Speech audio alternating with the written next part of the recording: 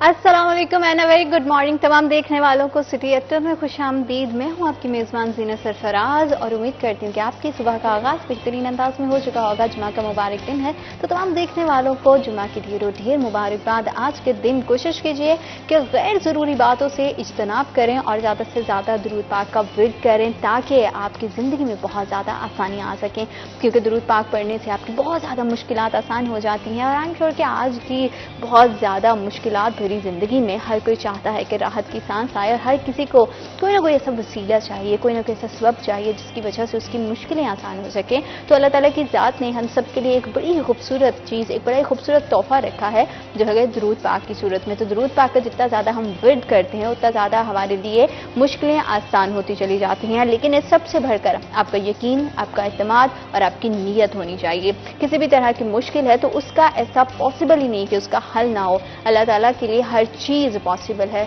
बस आपका यकीन कामिल होना चाहिए कि उस ज़ात से जब भी आप मांगेंगे तो वो आपको नवाजेगा। और जब वो नवाजता है तो ऐसे ऐसे तरीकों से, ऐसे ऐसे अंदाज में नवाजता है कि इंसानी अकल दंग रह जाती है। तो इसे अपने ईमान की मजबूती के लिए, उसकी ताज़गी के लिए ज़रूरी है कि रब की ज़ात का शुक्र अदा किया जाए, दुरूद पाक का विर्द करें। नबी पाक सल्लल्लाहु अलैहि वसल्लम की हवाले से भी हमेशा से यही कहा जाता है वो उनकी ज़िंदगी को जैसे जैसे हम फॉलो करते हैं हमारे लिए बहुत सारी आसानियाँ आ जाती हैं। बेशक आप सल्लल्लाहु अलैहि वसल्लम की ज़िंदगी हम सबके लिए मशरे राह है, तो इसलिए कोशिश करें कि हर वीक जब भी जुम्मे का ख़ास तौर पर दिन आता है तो कुछ ना कुछ अपनी ज़ात में तब्दीली लेकर आएँ, कुछ ना कुछ नया एडिशन करने की कोशिश करें ताकि आपकी ज़ात से किसी को कोई नुकसान, कोई तकलीफ ना पहुँचे और आप बाखुशी और खुश उसलूबी के साथ अपनी ज़िंदगी में आगे बढ़ते चले जाएँ। इसी अच्छी बात के साथ और दुआ के साथ कि हम सब के लिए अल्लाह ताला रहमतों के दरवाजे खोलें, आगे बढ़ेंगे और जानेंगे कि मौसम भी अल्लाह ताला की एक बहुत बड़ी नेमत है, उसमें किस तरह की तब्दीली है। शहर फैसलाबाद का मौसम क्या कह रहा है, क्या अपडेट्स हैं, क्या सूरत हाल है, इसके लिए हमें चलना पड़ेगा हमारे सेगमेंट टुडेज वेदर की जानिब।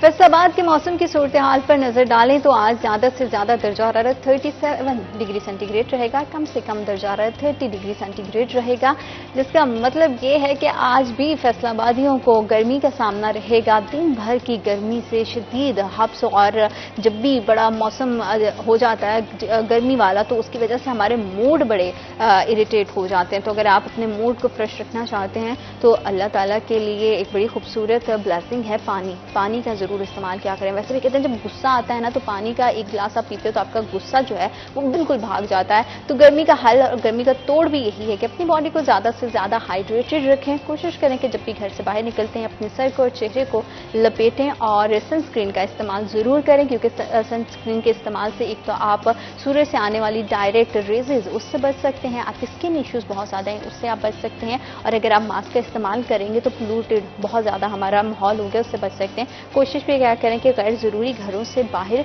नहीं निकलें। एक तो गर्मी बहुत ज़्यादा होती है, दूसरी इसकी वजह ये भी है कि जितनी रोड्स पे व्हीकल्स कम होंगी, जितनी ज़्यादा आलूदगी कम होगी, हमारे एनवायरमेंटल जितनी कंडीशन अच्छी होगी उतना ही ज़्यादा उसके मस्बत असरात हमारे मौसम पर जाएंगे। तो कुछ चंद चीज़ें जिसका ख्याल रखना बहुत ज़्यादा ज़रूरी है, हम सबकी इंडिविजुअल रिस्पॉन्सिबिलिटी भी है। तो इसके लिए ज़रूर अपना कंट्रीब्यूशन क्या करें ताकि सोसाइटी अच्छे तरीके से चल सके और हम सब के लिए आसानियाँ पैदा हो सकें।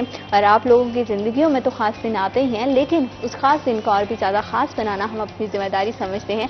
और आपकी बर्थडेज हो और हम आपको विश ना करें, ऐसा कैसे हो सकता है, क्योंकि आपकी खुशी, आपका खास दिन हमारे लिए बहुत ज़्यादा इंपॉर्टेंट है। आज भी हमारे साथ 2 सालगिरह है। एक सबसे पहले सालगिरह है जी दरीन फातिमा की। Many happy return of the day. अल्लाह ताला आपके लिए बहुत ज़्यादा आसानियाँ पैदा करे, आज का दिन आपके लिए बहुत ज़्यादा खास हो, आप अपनों के साथ, अपने प्यारों के साथ, अपने घर वालों के साथ इस दिन को अच्छे से सेलिब्रेट करें। हमारे पास भी एक वीडियो की सूरत में आपके लिए गिफ्ट है, तो इनके बर्थडे के हवाले से हमारे पास वीडियो चलिए देखते हैं।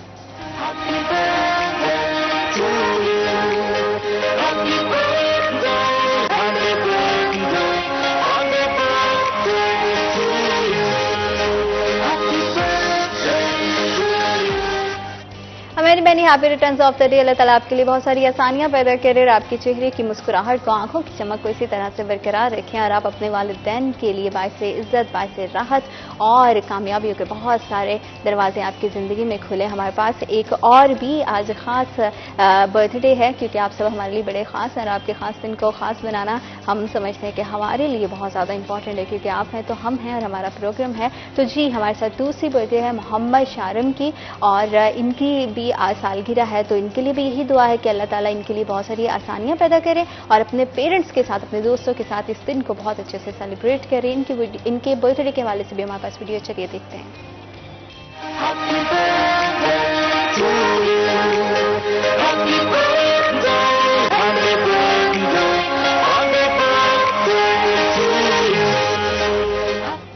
आप दोनों बच्चों को बहुत बहुत सालगिरह मुबारक हो मेरी जानिब से, मेरी पूरी टीम की जानिब से, और अल्लाह ताला आपके लिए बहुत सारी आसानियां पैदा करें, क्योंकि दुआ से खूबसूरत तोहफा और कोई हो नहीं सकता। अगर आप किसी के लिए कुछ नहीं कर सकते तो एटलीस्ट उसे अपनी दुआओं में ज़रूर याद रखें, क्योंकि किसकी दुआ आपके लिए कौन सी आसानी पैदा करते अल्लाह ताला से बेहतरी से कोई नहीं जान सकते। तो इसलिए कोशिश क्या करें कि छोटे छोटे इस तरह के गेस्चर दूसरे के लिए दिया करें, इस तरह के अमल किया करें, ताकि दूसरों की ज़िंदगी बहुत ज़्यादा आसान हो। और एक चीज़ हमारी ज़िंदगी को बहुत ज़्यादा आसान करती है, हमारे लिए बहुत सारी आसानियाँ लेकर आती है, और वो होता है कानून। कहते हैं कि किसी भी जगह पे अगर कानून और उसका इम्प्लीमेंटेशन अच्छी तरीके से हो सके तो बहुत ज़्यादा मसाइल और बहुत सारे क्राइम उस पर काबू पाया जा सकता है। इसी तरह से हमारा अदालती निज़ाम भी है। कोर्ट्स के अंदर की सूरत हाल क्या है, किस तरह के मसाइल हैं, वकला बरादरी जो कि पूरी शहर और पूरी कम्युनिटी के लिए बहुत सारी आसानियाँ पैदा करती हैं, उनके लिए बहुत सारे चैलेंजेस होते हैं। और जिस तरह से अब अगर हम देखें तो आजकल फैसलाबाद डिस्ट्रिक्ट बार का जो है इलेक्शन वो भी चल रहा है। इलेक्शन की बड़ी गहमा गहमी है, उसमें यंगस्टर हमारे बड़े ही बढ़ चढ़ कर हिस्सा लेते हैं और कैंडिडेट्स जो है वो बहुत ज़्यादा क्लीन करते हैं, अपना अपना मंशूर पेश करते हैं, लेकिन उस मंशूर के अकॉर्डिंग कितना पूरा साल वो सर्व कर पाते हैं, किस तरह के चैलेंजेस रहते हैं, किस तरह की तब्दीलियाँ आती हैं, मौजूदा कैबिनेट किस तरह की कारकर्दगी दिखा रही है और आने वाली कैबिनेट किस तरह से पुरअज़्म है, इसी हवाले से आज हम बात करेंगे। हमारे साथ मौजूद हैं अली आबिद मंज, एडवोकेट हैं, उम्मीदवार secretary Faisalabad district bar association 2025 और 26, और उन्हीं के साथ हमारे सीनियर रिपोर्टर अज़हर हुसैन। अस्सलाम वालेकुम। जी वालेकुम अस्सलाम। कैसे आप दोनों, खैरियत से हैं? जी शुक्र अल्लाह का। सर, किस तरह की तैयारियां जा रही हैं, क्या आजकल हालात हैं और किस तरह कौन सा मंशूर लेकर आप निकले हैं अपनी इलेक्शन की कैंपेन को रन करने के लिए, क्या सूरत हाल है? बिस्मिल्लाहिर्रहमानिर्रहीम। वतुइज़्ज़ु मन तशा वतुज़िल्लु मन तशा बियदिकल खैर इन्नका अला कुल्लि शैइन कदीर। उसके बाद मैं कहना ये चाहूँगा कि मैं बतौर उम्मीदवार बराए सेक्रेटरी जो इस साल मैंने एक अपना माइंड बनाया कि बुकला की फलाह व बहबूद के लिए, या जो हमारे यंगस्टर के इश्यूज हैं, जो मसाइल हैं, उनको हल करने के लिए, जो दिन ब दिन बुकला की एक डिग्निटी डाउन होती जा रही है, उसको बढ़ाने के लिए जो बार और बेंच है उनके दरमियान एक अच्छे रवाबत के लिए मैंने सोचा कि मुझे बतौर सेक्रेटरी सर्व करना चाहिए जी। जिसके सिलसिले में मैंने बतौर उम्मीदवार बराए सेक्रेटरी इलेक्शन लड़ने का फैसला किया। बिल्कुल ठीक है, बिल्कुल ठीक है। तो अभी किस तरह की तैयारियां किस तरह की चल रही हैं, क्या कैंपेन किस मंशूर के तहत आप रन कर रहे हैं? अल्लाह का शुक्र है जी, बड़ा बेहतरीन एक सिलसिला कार चल रहा है जी कैंपेन का। और दूसरी बात ये कि अगर अल्लाह ताला मुझे कामयाब करते हैं तो 2-3 इश्यूज हैं मेरे, जो मैंने देखे हैं मेरे कम्युनिटी में। एक बड़ा अच्छा एक स्टेप लिया मौजूदा कैबिनेट ने, जो एक 60 इयर्स तक जो एक था लाइफ इंश्योरेंस, 60 इयर्स तक थी वो। इंशाअल्लाह ताला अगर अल्लाह ताला ने पंचतन के सदके से कामयाब किया तो मैं चाहूंगा, या मेरी कोशिश होगी, और पहले दिन से ही इलेक्ट होने के बाद पहले दिन से ही मेरी कोशिश होगी कि मैं एक तो वो 60 ईयर से बढ़ा के, अल्लाह ताला ने जिसको जितनी उम्र देनी है till the date of death, वो उनका हो कि 60 इयर्स तक नहीं, सारे हमारे सीनियर्स भी उसमें शामिल हो जाते हैं। फिर दूसरी एक चीज जो मैं बड़ी अहम समझता हूं कि हमारे बुकला में हर तरह के ही लोग, हर तरह के घर से, कई बड़े अच्छे घर से, कई हैंड टू माउथ कह लें कि इस प्रोफेशन को चूज किया उन्होंने। तो मैं चाहूंगा कि इंशाअल्लाह ताला पहले दिन से ही मेरी ये कोशिश होगी कि सिर्फ लाइफ इंश्योरेंस नहीं, इसको हेल्थ इंश्योरेंस भी वुकला में मुतारफ करवाई जाए, ताकि कोई बंदा बीमार होता है, किसी को कोई मामलात हैं, कोई हॉस्पिटल तक, कोई डॉक्टर्स तक, तो वो भी मैं बतौर सेक्रेटरी उनके लिए ये कर सकूं इंशाअल्लाह ताला। इंशाअल्लाह, और इस तरह की अच्छी चीजें, अच्छी तब्दीलियां होंगी तो आई एम श्योर के टाइम के साथ साथ बहुत सारे मसाइल हल हो जाएंगे। ज़रा आप क्या समझते हैं कि मौजूदा कैबिनेट पर, क्योंकि कैंपेन भी चल रही है आने वाले इलेक्शन के हवाले पर, कितना प्रेशर बिल्डअप हो जाता है और वो अपना जो बाकी का बचा हुआ टनोर है जो कि 4 माह सिर्फ है उनके पास, तो उसमें और बेहतर अपनी कारकर्दगी कितना करने की कोशिश कर रहे हैं ताकि आने वाली कैबिनेट उन्हीं चीजों को, उन्हीं प्लान्स को आगे लेकर चल सके? देखिए, जैसे अली अहमद साहब ने बताया कि जो मौजूदा डिस्ट्रिक्ट बार है उनकी जानिब से एक कदम उठाया गया था लाइफ इंश्योरेंस के वाले से, और ये एक बहुत बड़ा कदम था कि कोई भी वकील अगर जिसकी उम्र 60 साल से कम है और वो फौत हो जाता है तो उसे तकरीबन 35 लाख रुपए तक की रकम जो है वो मुतल्लिका इंश्योरेंस कंपनी अदा करेगी। इसके साथ मौजूदा डिस्ट्रिक्ट बार इंतजामिया की जानिब से 60 साल से जायद उम्र के जो अफराद हैं उनकी हेल्थ इंश्योरेंस के हवाले से भी पॉलिसी के हवाले से रब्ता किया जा रहा है, कोशिशें जारी हैं कि 60 साल से जायद उम्र के अफराद जो हैं उन्हें भी सेहत सहूलियात फराहम की जा सके, क्योंकि हमारे माशरे में एक ये सोच पाई जाती है कि जब इंसान 60 साल की उम्र में पहुंचता है तो वो बीमारियों में घिर जाता है और वो फिर सब बीमारियों का होकर रह जाता है और वो कहीं का नहीं होकर रहता। तो इसलिए 60 साल की उम्र के बाद उसे जो है वो इलाज मुआवजे की सहूलियात के लिए उसकी हेल्थ इंश्योरेंस की जाएगी। मगर जैसे राणा साहब ने बताया कि उनका ये मंशूर है कि बीमारी की कोई एज नहीं होती, बच्चे बीमार होते हैं, बड़े भी बीमार होते हैं, खवातीन भी बीमार होती हैं, क्योंकि बीमारी एज नहीं देखती। अब तो उस बंदे को शुक्र अदा करना चाहिए, मैं ये समझता हूँ, जिसे सिर्फ एक बीमारी है। आप किसी को देख लें उसके पास 3-3, 4-4 बीमारियां हैं, शुगर भी है, ब्लड प्रेशर भी है, गुर्दों का मसला भी है, वो हेपेटाइटिस का भी मरीज है, साथ वो दिल का मरीज भी है। तो एक शहरी को अगर एक बीमारी है तो डॉक्टर कहते हैं शुक्र अदा करें कि वो एक ही मर्ज के साथ चल रहे हैं, उसे मुख्तलिफ डॉक्टर्स के पास नहीं जाना पड़ता। पहले वो कार्डियोलॉजिस्ट के पास जाए, उसके बाद वो मेडिसिन वाले के पास जाए, उसके बाद वो न्यूरोलॉजिस्ट के पास जाए, तो एक मरीज को जो है वो बड़ी मुश्किलात उठानी पड़ती हैं। तो इसलिए अगर हेल्थ इंश्योरेंस होगी तो वकला जो है वो अपना और अपनी फैमिली का जो बेहतर तरीके से इलाज करवा सकेंगे। जैसे फैसलाबाद डिस्ट्रिक्ट बार में पासपोर्ट ऑफिस कायम है, वहाँ पे अपने अहले खाना के, अपनी फैमिली के जो है वो आप पासपोर्ट बनवा सकते हैं। इसी तरह नादरा के क़याम के हवाले से जो है वो कोशिशें यहाँ पे मज़ीद की जा रही हैं। 15 के दफ्तर के हवाले से यहाँ पे कायम किया जा सके, क्योंकि आपको पता है कि आए रोज सेशन कोर्ट में, कचहरियों में लड़ाई झगड़े के वाक़यात बहुत ज़्यादा होते हैं, फायरिंग के वाक़यात जो है वो बहुत ज़्यादा होते हैं। इसलिए ये मौजूदा डिस्ट्रिक्ट बार इंतजामिया कोशिश करिए कि यहाँ पे 15 का दफ्तर का क़याम अमल में लाया जाए।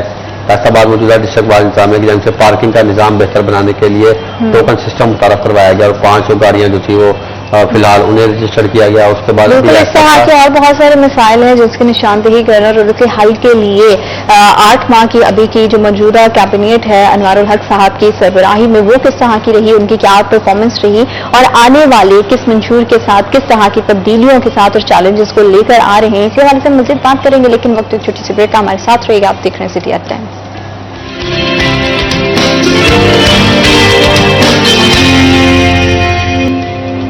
Welcome back after short break. आप देख रहे हैं सिटी एट 10 और फैसलाबाद डिस्ट्रिक्ट बार एसोसिएशन और उनके इलेक्शंस और उसकी गहमा गहमी तैयारियां सब अरूज पर हैं।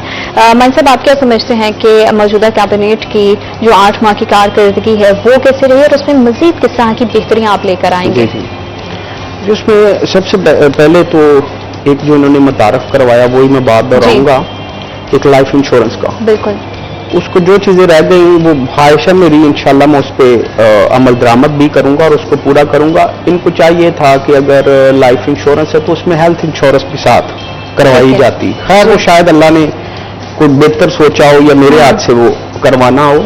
दूसरा एक ई टैग सिस्टम चला जिसमें कुछ 500 गाड़ी तक का जो था वो एक मार्जिन था जी।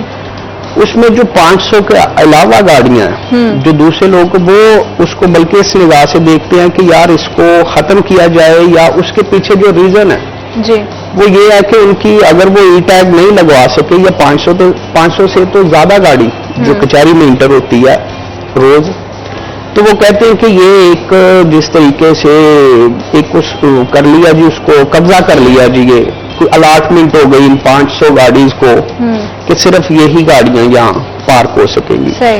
तो मौजूदा कैबिनेट को चाहिए कि बड़ी अच्छी ये एक चीज है ई टैग वाला, तो चाहिए कि इसका मार्जिन जो है कम से कम 1500 गाड़ी तक, ठीक है, जो कचहरी में जो गाड़ियों का आना जाना 1500 गाड़ी तक इसको बढ़ाएं, जगह भी है प्रॉपर, या एक पार्किंग के लिए कोई और जगह या एक पार्किंग प्लाजा है जो जी, मेरी ख्वाहिश है इंशाल्लाह उसको भी लेके आया जाएगा।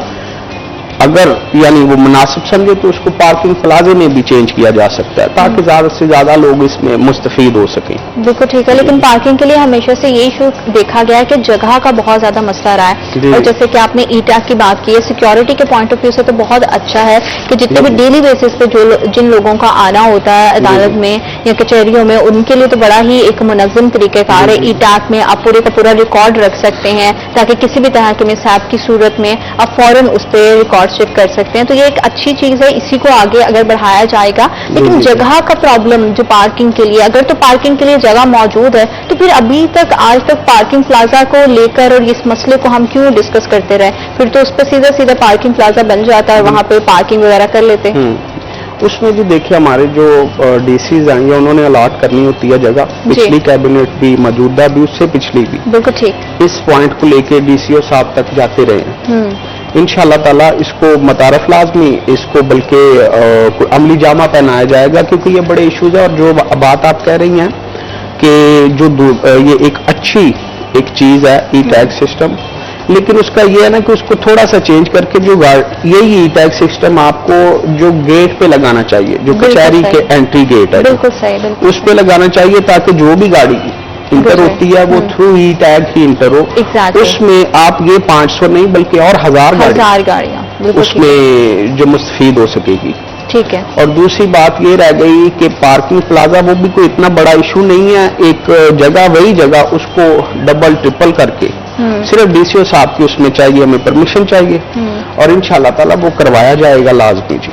बिल्कुल ठीक है। खवातीन के हवाले से जैसे अभी मौजूदा सदर हैं डिस्ट्रिक्ट बार के, उन्होंने ये बोला था कि खवातीन के लिए अलग से फ्लोर होगा, लाइब्रेरी के हवाले से बात की गई, तो वो मामलात कहाँ तक पहुंचे खवातीन के लिए, क्या वो ये सब करने में कामयाब हो पाए हैं, और अगर उन्होंने शुरू किया है तो आप इसको कैसे कंटिन्यू करेंगे? इसमें माजरत के साथ मैं बड़ी एक बात कहना चाहूंगा, ये मेरी बहनें जो वकला मेरी वकला कम्युनिटी से हैं, वो हर साल हर कैबिनेट उनको इग्नोर करती रही है। बिल्कुल ठीक। देखिए उनका भी उतना ही राइट है। उनके लिए एक पिछली कैबिनेट ने एक बनाया था बार रूम, और वो बिल्कुल छोटा सा एक रूम था, बल्कि उनके लिए एक अच्छा बार रूम, हमारे पास जगह भी है, अच्छा बार रूम उनको, जो खवातीन जिनके 7 बच्चे आते हैं, कोई डे केयर, कोई अच्छा डे केयर जी, उसको मुतारफ करवाएं। वो बड़ा कुछ ये कैबिनेट कर सकती थी, लेकिन माजरत के साथ ये वो मेरी बहनों को हर साल की तरह इस साल भी इग्नोर ही किया गया। उम्मीद है इंशाल्लाह ताला, ये अभी सदर साहब कोई बात कर रहे थे इस चीज को लेके, उम्मीद है अगर वो करे, नहीं तो इंशाल्लाह ताला मैं मुझ में वो चीज या वो मैं पैदा करूंगा कि ये मेरी बहनें हैं, इनको नेक्स्ट ईयर अगर मैं अल्लाह के फजल से इलेक्ट होता हूँ तो ये कम से कम ये मेरी बहनें इग्नोर ना हो। बिल्कुल ठीक है। और आपको लगता है कि 1 साल के अंदर अगर ये काम को शुरू किया जाए तो ये पॉसिबल है? बिल्कुल बिल्कुल। देखे वो बड़ा तरीकाकार या एक बड़ा चीजें मैनेज हो जाती हैं। ये जो है एक डे केयर का वो कुछ दिन का काम है, एक रूम, या फॉर एग्जांपल अगर शुरू करे तो 1 माह के अंदर अभी भी मौजूदा कैबिनेट इसको कर सकती है। बिल्कुल सही। एक डे केयर को मुतारफ करवाएं, फिर उसके बाद जो है लेडीज के लिए एक अलग लाइब्रेरी, क्योंकि मैंने गौर किया कि जो लाइब्रेरी हमारे पास बड़ी अच्छी लाइब्रेरी मौजूद है, उसको बड़ा अच्छा मैनेज भी किया गया, लेकिन उसमें कई लेडीज जो वो करती हैं, हेजिटेशन फील करती हैं, क्योंकि उधर यंगस्टर्स और बुजुर्ग बैठे होते हैं हमारे पढ़ने के तरीके से ही, लेकिन वो जाने से इग्नोर करती हैं। खैर जी बिल्कुल ठीक है। अगर इस टाइम पे कचहरी में कितनी खवातीन वकला की तादाद कितनी होगी, और ये तो चंद एक मसाइल की निशानदेही की है माइन साहब ने, इसके अलावा किस तरह के प्रॉब्लम्स और चैलेंजेस उनको डेली रूटीन में फेस करना पड़ते हैं, प्रैक्टिस के हवाले से भी और वैसे अपने आने जाने के हवाले से? जैसे माइन साहब ने बताया कि फैसलाबाद डिस्ट्रिक्ट बार में एक रूम बनाया गया है जहाँ पे हमारी खवातीन प्रैक्टिस के बाद वहाँ आके बैठती हैं, कुछ टाइम पास करती हैं अपने दीगर खवातीन वकला के साथ। फैसलाबाद में अगर बात की जाए तकरीबन 500 के करीब राउंड वो इनकी कोई तादाद है خواتین وکلاء کی. تو لائبریری کی بات ہو رہی تھی. پچھلے دنوں بھی ڈسٹرکٹ بار انتظامیہ کی جانب سے ایک نوٹیفیکیشن جاری کیا گیا, ایک نوٹس جاری کیا گیا کہ لائبریری بنی ہوئی ہے, وہاں سے وکلاء جو کتابیں اٹھاتے ہیں اپنے چیمبر میں رکھتے ہیں یا گھروں کو لے جاتے ہیں تو وہ واپس نہیں کرتے. اس لیے انہوں نے نوٹس جاری کیا کہ جو وکلاء کتابیں واپس نہیں کریں گے بار کی لائبریری کی, تو ان کے جو ہے وہ رجسٹریشن منسوخ کر دی جائے گی. وہ ووٹر لسٹ کے بطور ووٹ اپنا وہ کاسٹ نہیں کر سکیں گے.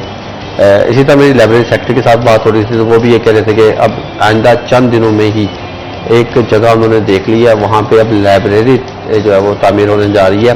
اس لائبریری کو جو ہے وہ تھوڑا ایکسٹینڈ کرنے لگے ہیں تاکہ وہاں پہ زیادہ سے زیادہ جو وکلاء ہیں وہ مستفید ہو سکیں. اور میں بھی شاید اس میں کوئی ایک ایسا پورشن جو ہے وہ منتخب کر دیا جائے خواتین وکلاء کے لیے کہ وہاں پہ اگر ہماری خواتین وکلاء آتی ہیں تو وہ اچھے سے طریقے سے جو انہوں نے کتابیں اپنی پڑھنی ہیں قانون سے متعلق تو وہ وہاں پہ پڑھ سکیں. تو خواتین کے حوالے سے جیسے آپ نے پریکٹس سے بات کی تو مسائل تو ظاہر بات ہے جہاں پہ مرد حضرات کو ہیں وکلاء کو, تو وہاں پہ وکلاء خواتین کو کیوں نہ ہو, خواتین وکلاء کو بھی جو ہے مشکلات کا سامنا ہے. خواتین وکلاء کے ساتھ ہماری اکثر بات ہوتی رہتی ہے, مسائل ہم ان سے پوچھتے رہتے ہیں. تو سیکیورٹی کے حوالے سے ان کے زیادہ تر خدشات ہوتے ہیں کہ وہ کسی کیس میں اگر کوئی فیصلے کے لیے پیش ہوتی ہیں تو مخالف پارٹی کی طرف سے بھی انہیں کچھ خدشات ہوتے ہیں, دھمکی کے حوالے سے, جان سے مارنے کے حوالے سے. اور ہم نے کئی خواتین وکلاء کو دیکھا ہے کہ ان کی باقاعدہ طور پہ دشمنیاں جو ہے وہ اس سلسلے میں پیدا ہو چکی ہیں کہ ایک وہ ایس شعبے سے وابستہ ہے جسے پریکٹس کہا جاتا ہے قانون کے حوالے سے. جب وہ پریکٹس کے لیے آتی ہیں کسی کیس کے حوالے سے, وہ کیس کی پیروی کرتی ہیں یا کیس کسی کو فالو کر رہی ہوتے ہیں تو مخالف پارٹی جو ہے ان کی دشمن بن جاتی ہے. تو اس لیے خواتین وکلاء کو سیکیورٹی کے خدشات ہے, پریکٹس کے خدشات ہے, چیمبر کے خدشات ہیں, بیٹھنے کے لیے جس طرح بتایا جا رہا ہے کہ باروں میں کوئی جگہ نہیں ہے, ایک کمرہ مختص کیا گیا ہے, مگر خواتین وکلاء کی تعداد جو ہے بہت زیادہ ہے. اور اسی طرح ان کے ساتھ جو چھوٹے چھوٹے بچے آتے ہیں ان کے لیے کوئی ڈے کیئر یا ان کے بچوں کے حوالے سے کہ بچے وہاں پہ ٹائم پاس کر سکیں, خواتین وکلاء جو ہے وہ پریکٹس کے بعد اپنے بچوں کو ٹائم دے سکیں. تو اس کے لیے کوئی مناسب جو ہے وہ جگہ ہونی چاہیے. اور جیسا مان صاحب نے بتایا کہ وہ کوشش کریں گے اور یہاں پہ بنے گی. یہ بات نہیں کہ موجودہ بار اس کے اوپر کام نہیں کری, موجودہ بار بھی اس کے اوپر غور و فکر کر رہی ہے اور کوششیں کر رہی ہے. یہی بات ہے کہ کہیں بھی آپ نے اگر جگہ لینی ہے تو اس کی آپ نے بلڈنگ ڈپارٹمنٹ سے بھی منظوری لینی ہے, آپ نے ڈپٹی کمشنر فیصلہ آباد کو بھی ملنا ہے, ان سے ٹائم بھی بنانا ہے. 500 میں خیال میں ڈسٹرکٹ بار انتظامیہ کے بعد بے تحاشا بہت زیادہ ہے. تو یہ تعمیرات کے حوالے سے اگر بات کی جائے تو ان کے لیے کوئی ایشو نہیں ہے.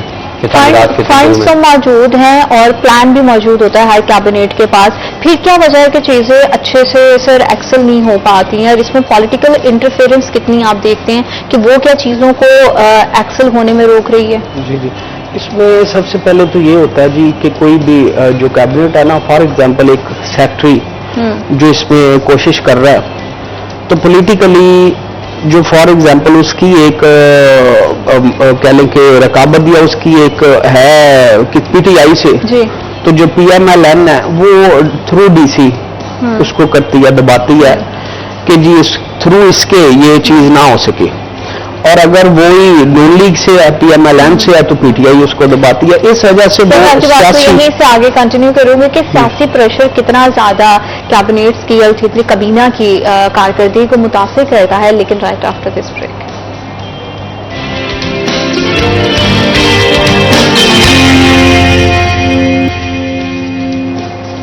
Welcome back after short break. آپ دیکھ رہے سٹی ایٹ 10 اور فیصل آباد ڈسٹرکٹ بار کے الیکشنز چل رہے ہیں, اور اس میں ظاہر بات جب بھی الیکشن کمپین سٹارٹ ہوتی ہے تو بہت زیادہ لوگوں کی توقعات ان سے وابستہ ہو جاتی ہیں کینڈیڈیٹ سے. وہ چاہتے ہیں کہ جو موجودہ حکومت نے یا موجودہ کابینہ نے یا موجودہ کیبنیٹ ہے اس میں جو بھی تبدیلیاں لے کر آئے ہیں اگر تو وہ اچھی ہیں تو ان کو کنٹینیو کیا جائے, اور اگر اس میں مزید بہتری کی گنجائش ہے تو اسے بہتر بنایا جائے. تو آئی ایم شیور کہ اسی طرح سر ہمارے وکلا بھائیوں کی اور بہنوں کی بھی بہت ساری توقعات ہوں گی.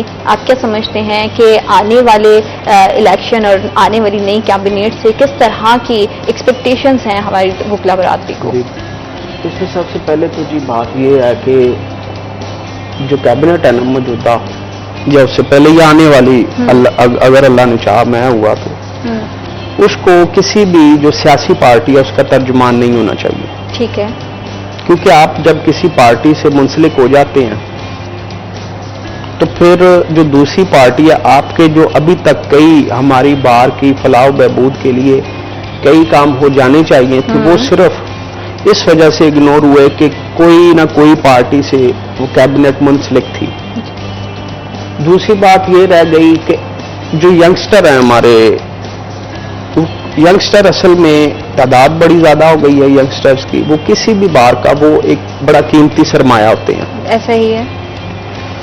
ایک کیبنٹ کو ینگسٹر اور اس میں جو ہمارے بزرگ ہیں سینئر وکلا ہیں ان کو بھی اگنور نہیں کرنا چاہیے, ان کو ساتھ لے کے چلنا چاہیے, ان کے مشورے کے ساتھ چلنا چاہیے. ہو سکتا ہے ایک بندہ اپنے تائیں وہ چیزیں نہ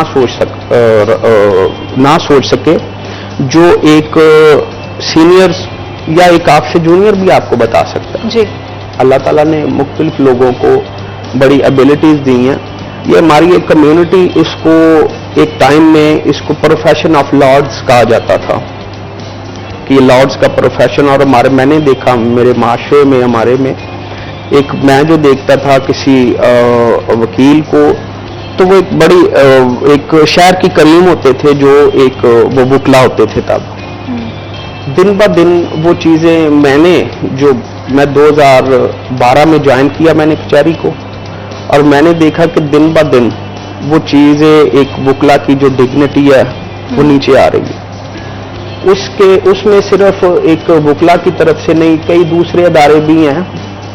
میں الیکٹ ہوتا ہوں تو میری خواہش ہوگی کہ میں جو ایک قانون نافذ کرنے والے ادارے ہیں ان کو, بار کو, بینچ کو, ان کے درمیان ایک اعتماد کی فضا قائم کرتے ہوئے ان میں ایک ہمانگی سے اکٹھے لے کے چلوں گا. تو یہ میری خواہشات میں سے ایک ہے. اور دوسری چیز یہ ہو گئی کہ ہمارے جو مسائل یا لٹیگیشنز ہیں وہ دن بہ دن بڑھ رہی ہیں. جی. کیونکہ ایک نیچرل ایک قانون ہے کہ قدرت کا کہ جب فی الحال تو ہم غربت کی طرف جا رہے ہیں ایز اے سٹیزن پاکستانی, ہماری قوم ایک فی الحال تو ہم دن بہ دن ایک غربت کی طرف جا رہے ہیں. جو مہنگائی بہت زیادہ ہو گئی ہے اس کی وجہ سے, اور اس میں جو ہے ایک وکلا کو ساتھ لے کے چلنا, یا وکلا ہم باہر سے, میں کوئی الیکٹ نہیں ہوا, میں ابھی ایز اے ایڈوکیٹ میں بات کر رہا ہوں کہ باہر سے ہم کچھ نہیں لیتے. جی. باہر کو چاہیے کہ جو میری بہنیں ہیں ان کو بڑی لیگل ایڈوائزریز ہیں جو رجسٹرڈ ادارے ہیں, ملز ہیں, کئی جگہ پہ ابلائج ہو سکتی ہیں. بالکل. ینگسٹرز ہیں ان کو جب وہ نئے آتے ہیں ان کو بڑا معاشی طور پہ بڑا کچھ دیکھنا پڑتا ہے. تو یہ بار کی ذمہ داری ہوتی ہے کہ جس طرح اسٹیٹ لائک اے مدر بولتے ہیں, تو یہ جب بار کو ہم ایک وکیل اپنی والدہ کا ہی درجہ دیتا ہے. تو جو والدہ ہوتی ہے وہ اپنے بچوں سے ہمیشہ محبت کرتی ہے. تو بار کو بھی چاہیے کہ جو ینگسٹر ایک آتا ہے اس کو معاشی بڑے معاملات ہیں ان کو کہیں نہ کہیں اوبلائج کیا جائے. لائک جو ایڈوائزریز ہے اور کورٹ روم میں بڑا کچھ کر سکتی ہے بار جو ابھی تک نہیں کر سکی. بالکل صحیح. میں خود میرے خیال سے تو میں خود کو کہہ سکتا ہوں کہ میں ابھی ینگ ہی ہوں, تو میں ینگسٹرز کے جو مسائل ہیں ان کو بڑے اچھے طریقے سے, بہتر طریقے سے ان کو سالو کروں گا انشاءاللہ تعالی. انشاءاللہ وی آر ہوپنگ کہ جو آنے والا ٹینور ہے وہ آپ کے لیے اور ینگسٹرز کے لیے بہت زیادہ سازگار ثابت ہو.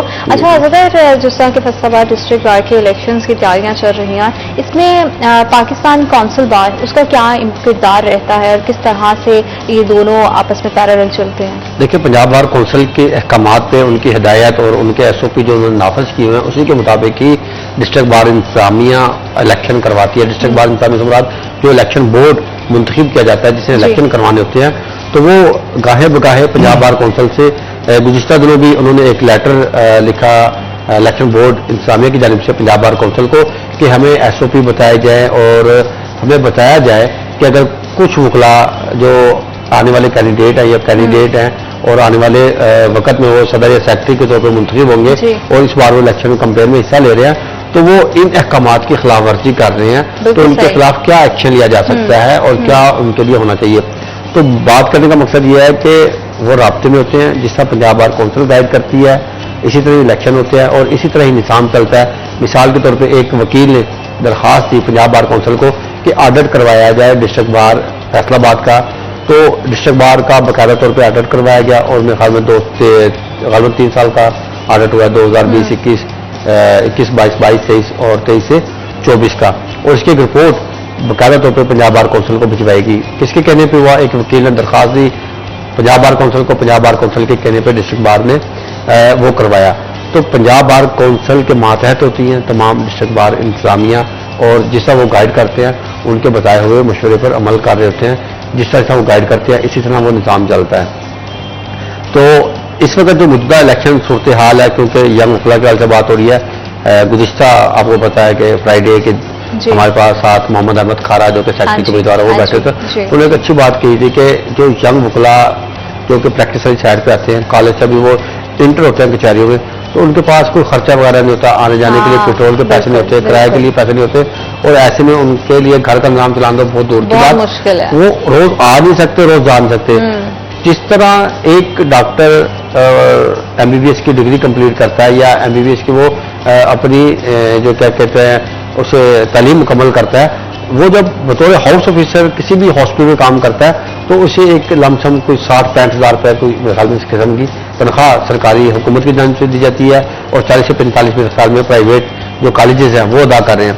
तो इस तरह वो कहते कि यंग वकला की जो है हेल्प हो सकती है। इसी तरह मनी साहब ने बताया कि जो वकला हैं उन्हें हम मुख्तलिफ फैक्ट्रीज, मुख्तलिफ रजिस्टर्ड जो इदारे हैं उनके साथ रजिस्टर कर सकते हैं एज ए लायर के तौर पे, कानूनी मुशावरत के तौर पे, कि वो कानूनी मुशावरत इनके साथ कर सके, और इस तरह एक उनकी जेब खर्च के लिए तो उनका एक निज़ाम जो है वो चलता रहेगा। तो ये एक बहुत ज़रूरत है। मैंने अक्सर कौम में प्रोग्राम में कहता हूँ कि बहुत कम वकला ऐसे हैं जिनकी प्रैक्टिस बहुत अच्छी चलती है, और कुछ वकला ऐसे हैं जिनकी प्रैक्टिस अच्छी चलती है, और कुछ वकला ऐसे हैं जो बिल्कुल बेचारे फारग बैठे हुए हैं। और इस तरह से तो वाकई इनकार नहीं किया जा सकता कि जिस तरह से महंगाई ने, जिस तरह से मुल्क की जो मसाइल हैं उन्होंने हर शोबे जिंदगी को मुतासर किया है, उसी तरह से सेम वकला बरादरी को भी मुतासर किया है, और उनके लिए भी बहुत ज्यादा फाइनेंशियल इश्यूज हैं जिसको सॉल्व करना बेहद जरूरी है। गुफ्तगू के सिलसिले को आगे बढ़ाएंगे, लेकिन राइट आफ्टर दिस ब्रेक।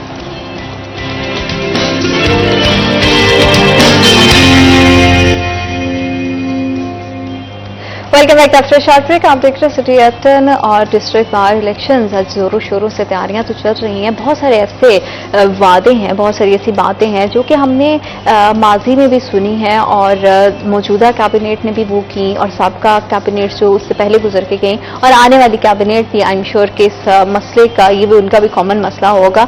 तो बहुत सारे लोग बहुत सारे यंगस्टर्स सेशन कोर्ट में और हमारे सिविल कोर्ट में तो प्रैक्टिस कर रहे हैं, हाई कोर्ट में उनको प्रैक्टिस करने का कब मौका मिलेगा?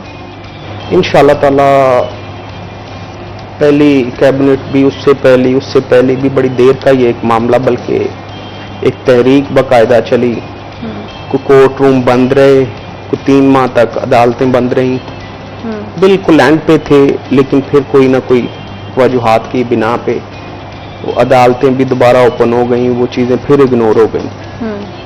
हमारी कैबिनेट पिछले दिनों गई है, गवर्नर साहब से मिली है, उन्होंने बल्कि बड़ी यकीन दहानी कराई है।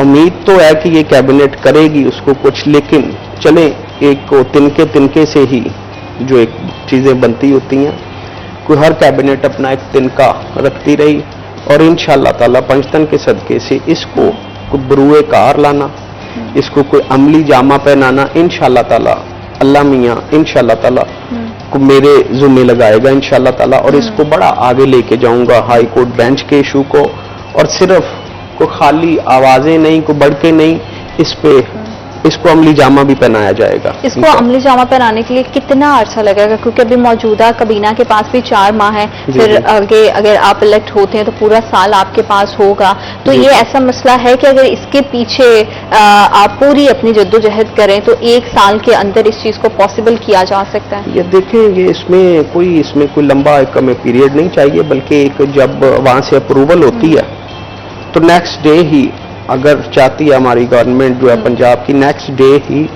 वो जस्टिस साहिबान नेक्स्ट डे ही आके बैठ सकते हैं। पिछले दिनों बल्कि ये भी होता रहा है कि हमें जो एक ऑनलाइन थी, एक कोर्ट रूम कोई हाई कोर्ट बेंच की तरफ से, वो भी एक दिया गया हाई कोर्ट की तरफ से, लेकिन ये हमारी कमजोरी, हम उसको भी कंटिन्यू नहीं कर सके। सही, वो शुरू हो जाता, दायरी इधर शुरू हो गई थी, वो शुरू हो जाती तो आहिस्ता आहिस्ता चीजें बनती हैं। तो मेरी ख्वाहिश है इंशाअल्लाह ताला वो कम से कम बेंच اگر بینچ تک نہ بھی پہنچ سکا تو ڈائری واپس لے کے آؤں گا انشاءاللہ تعالی. اور اس تمام جو آپ کی مسئلے کا حل ہے اس کو عملی جامہ پہنانے کے بارے میں تو آپ سوچ رہے ہیں, تو اگر ہائی کورٹ بینچ یہاں پہ تشکیل دیا جاتا ہے تو وہ کس جگہ پہ, اس کے لیے جگہ کیا ہوگی, پلان کیا ہوگا, کچھ اس حوالے سے آپ نے پلاننگ کی ہے؟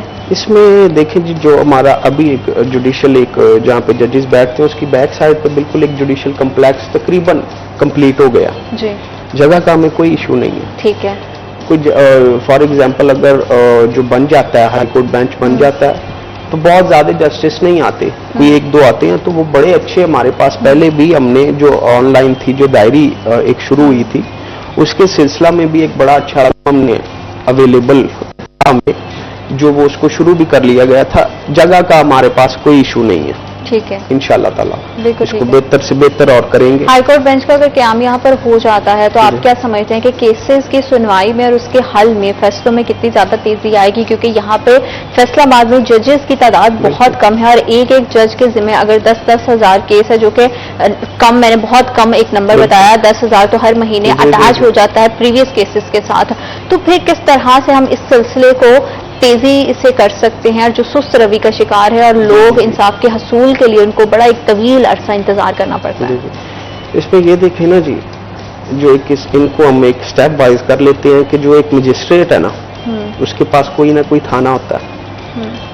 اب ایک مجسٹریٹ کے پاس 2-2, 3-3 تھانے بھی ہیں due to the lack of کہہ لیں کہ ججز, جی, کہ ججز ہمارے پاس اتنے اویلیبل نہیں ہیں, اور ان کی وجہ سے جو ہمارے ایک جو لیٹیگیشنز ہیں, جو کیسز کے فیصلے ہیں وہ بھی تاخیر کا شکار ہو رہے ہیں. بلکہ اگر ہائی کورٹ بینچ ادھر بن جاتا ہے تو ایک سیکھنے کا, ینگ لائر کے لیے ایک سیکھنے کا بڑا اچھا موقع ہے. بالکل ایسے ہی. آپ ایک ایپیلیٹ کورٹ ہوتی ہے, مجسٹریٹ سے نیکسٹ سول جج سے نیکسٹ ہے جی ایڈیشنل سیشن جج, تو وہاں سے یعنی ایک وکیل ہمارا یا اس کا ایک جو کہہ لیں کہ کانفیڈینس ہے وہ صرف ایک ایڈیشنل سیشن جج تک وہ محدود ایک رہ جاتا ہے. بالکل ٹھیک. اگر یہاں پہ ہائی کورٹ بینچ ہو تو اس کی ایپیلیٹ کورٹ ہوگی, ہائی کورٹ جو جسٹس ہے, تو وہ وکیل ایک ینگسٹر کو سیکھنے کا بڑا موقع ملے گا. بالکل ٹھیک ہے. اور سیکھنے کے حوالے سے جو موجودہ کابینہ ہے انہوں نے بھی ویکلی ایک ٹریننگ کا سیشن سٹارٹ کیا ہوا ہے, وہ سیشن آپ کیسے دیکھ رہے ہیں کہ کیسے جا رہے ہیں, اور کیا اس کو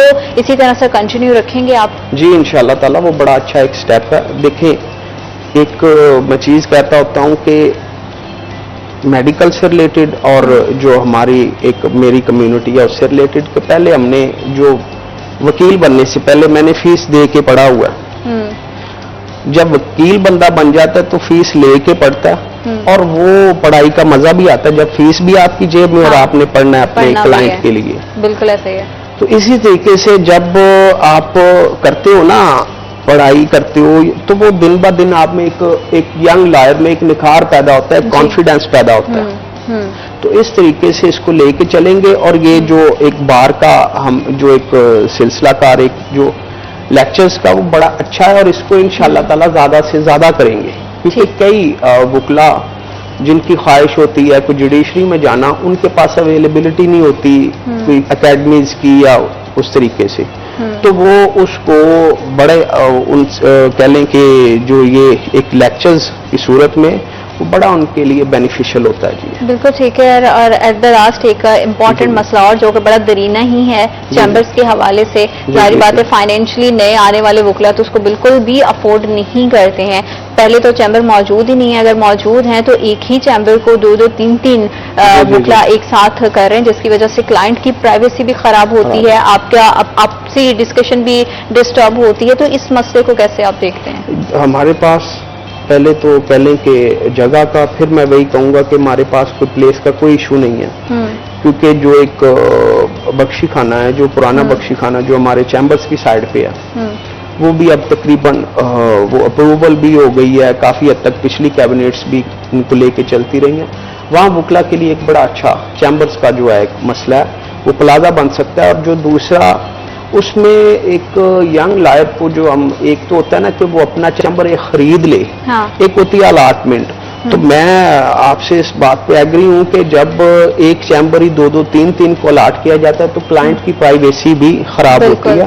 انشاءاللہ تعالیٰ اس کو جو وہ جگہ ہے وہ پلازا بنا کے پر پرسن پہلے پر پرسن کو الاٹ کیا جائے گا، پریکٹس بھی چل سکے، کلائنٹ کے ساتھ کنورسیشن بھی ہو سکے. Thank you so much sir and wish you all the best for your election اور آپ کی کمپین کے لیے. اللہ تعالیٰ آپ کے لیے بہت ساری بہتریاں لے کر آئے. آپ دونوں مہمانوں کا بہت شکریہ. وقت ہوئی چھوٹی سی بریک کا. Will be right back after a short break.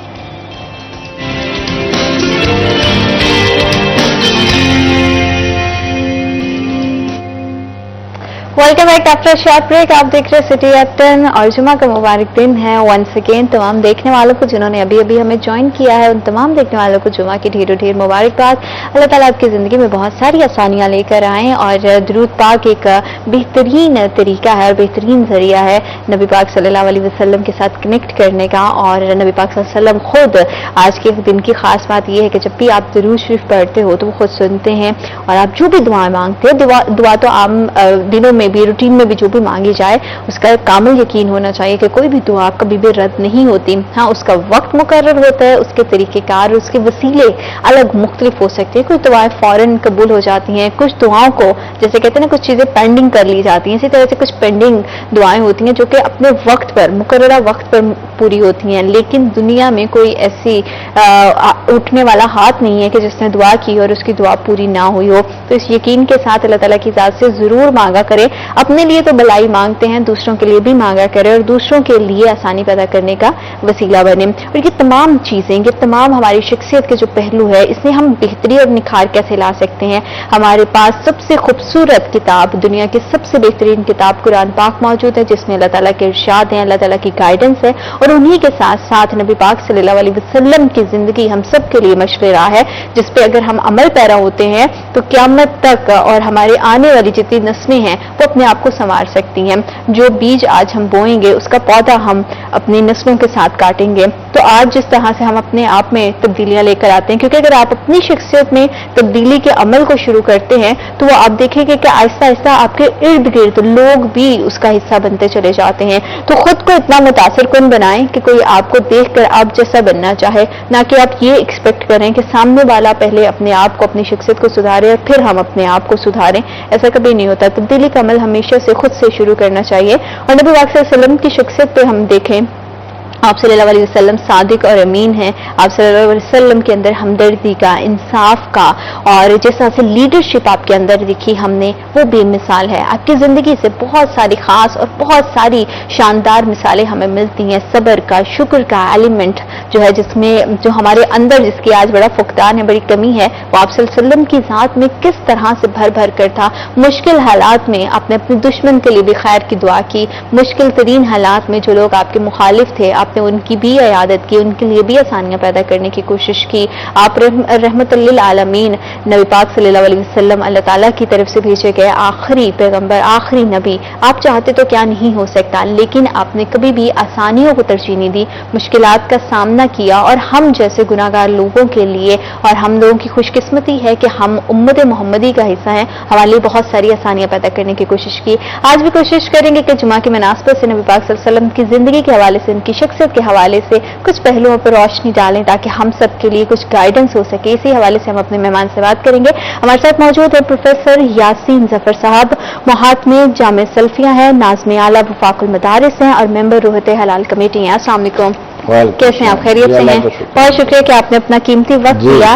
نبی پاک صلی اللہ علیہ وسلم کی زندگی کے اتنے سارے ڈھیر پہلو ہے کہ اس پر بات کرنے کا آغاز کرے تو ہماری زندگی ختم ہو جائے. آپ صلی اللہ علیہ وسلم کی شخصیت اتنی شاندار ہے.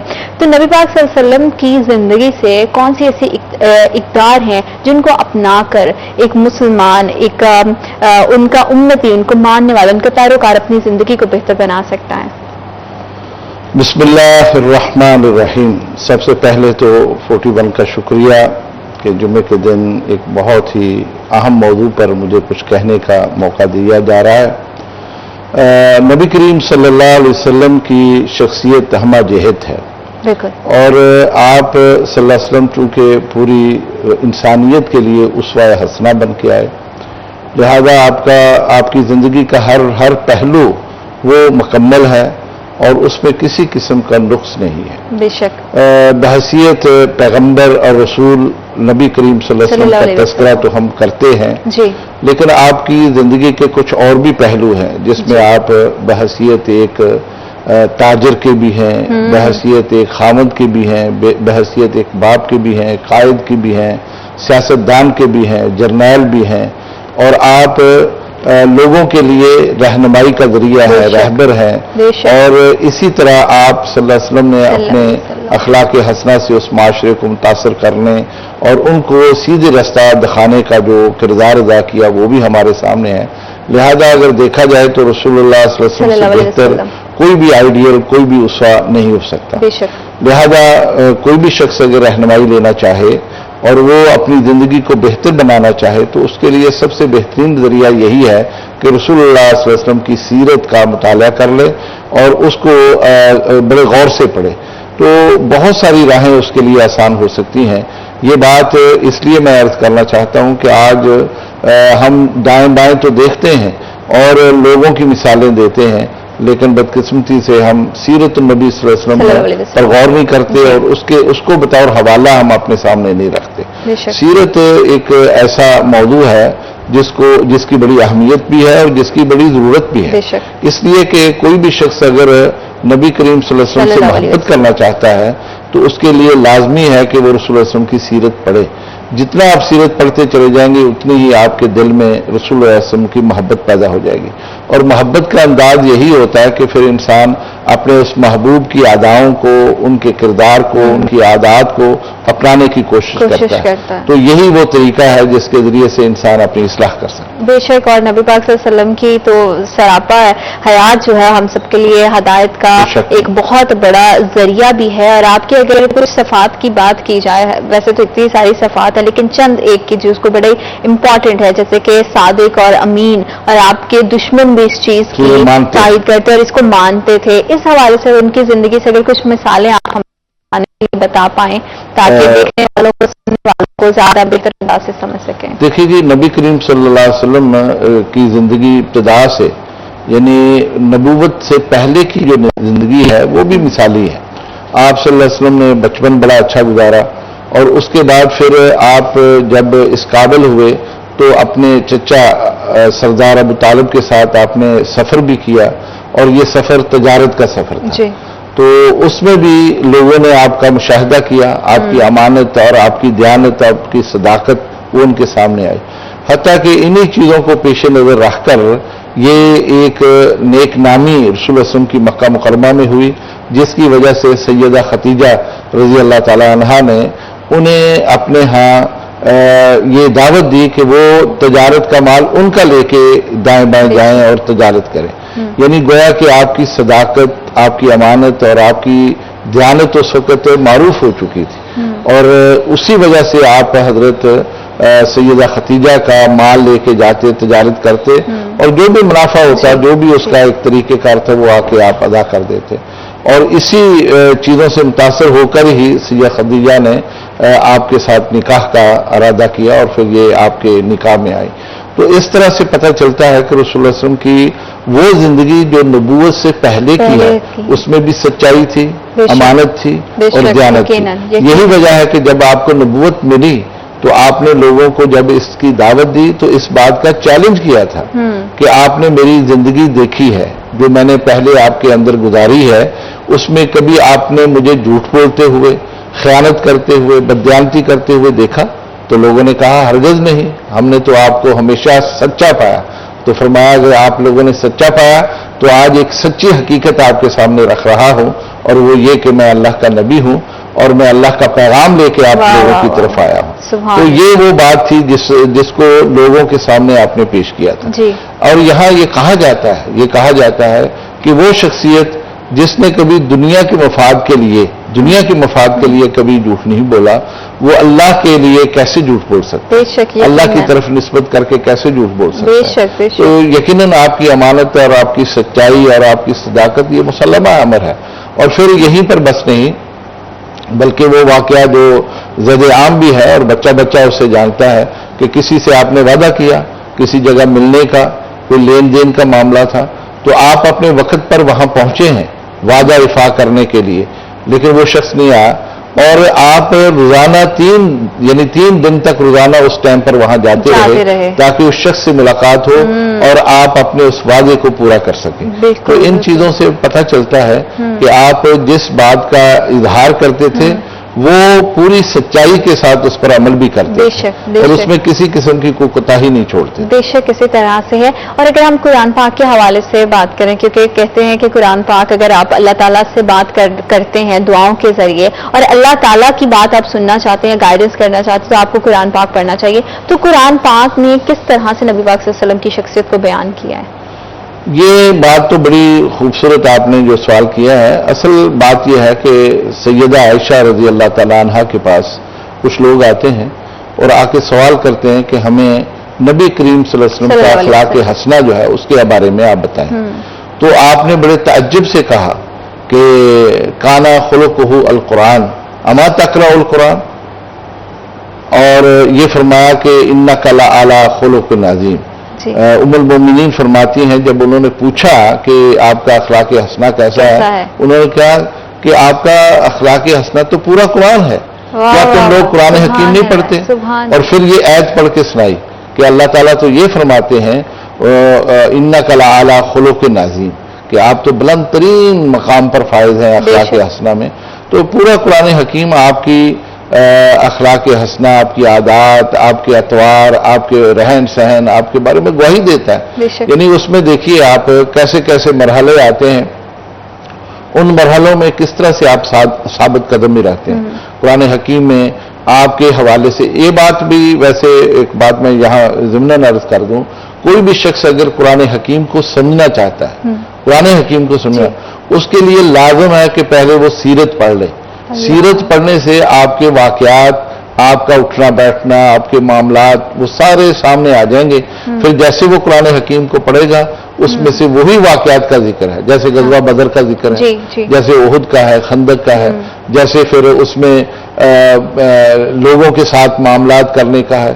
تو یہ ساری چیزیں اس میں ذکر کر دی گئی ہیں. تو اس لیے قرآن حکیم میں رسول اللہ صلی اللہ علیہ وسلم کی ذات کے حوالے سے بہت کچھ ملتا ہے کہ آپ نے کیسی زندگی گزاری اور کس طرح کے حالات میں آپ نے زندگی گزاری، کون کون سے مصائب آئے، حتیٰ کہ ہجرت کا واقعہ اس میں ذکر کیا گیا کہ آپ نے کس طرح اس مشکل وقت میں سب کچھ چھوڑ کر اپنا آبائی جو وطن ہے اس کو چھوڑا اور پھر مدینہ کی طرف رخ کیا. اس کا تذکرہ بھی اس میں ملتا ہے. صحابہ کے واقعات ملتے ہیں کہ کس طرح سے انہوں نے سارے مشکلات میں رسول اللہ صلی اللہ علیہ وسلم کے ساتھ وہ کھڑے رہے. اور یہ ساری چیزیں قرآن حکیم کے حوالے سے ہیں. اس لیے ناظرین کو چاہیے کہ وہ نبی اکرم صلی اللہ علیہ وسلم کی سیرت کا بھی مطالعہ کریں اور قرآن حکیم کو سمجھنے کے لیے رسول اللہ صلی اللہ علیہ وسلم کی جو سیرت ہے اس کو اپنے سامنے رکھیں. بالکل ٹھیک ہے. اور نبی پاک صلی اللہ علیہ وسلم کی سیرت کے اور بھی بہت سارے پہلو ہیں. بحیثیت سردار آپ کی قیادت کیسی رہی، بہت سارے مشکل لمحات آئے، اس میں کس طرح سے آپ نے فیصلہ کیا جو دوسروں کے لیے بھی بہتر ہو، اور ان کی قیادت کے حوالے سے، ان کی سرداری کے حوالے سے وہ سلسلہ کس طرح سے چلا اور کیا معاملات تھے، اس پہ ہم بات کریں گے. لیکن وقت سے چھوٹی سی بریک کا ہمارے ساتھ رہے گا. آپ دیکھ رہے ہیں سٹی ایٹ 10.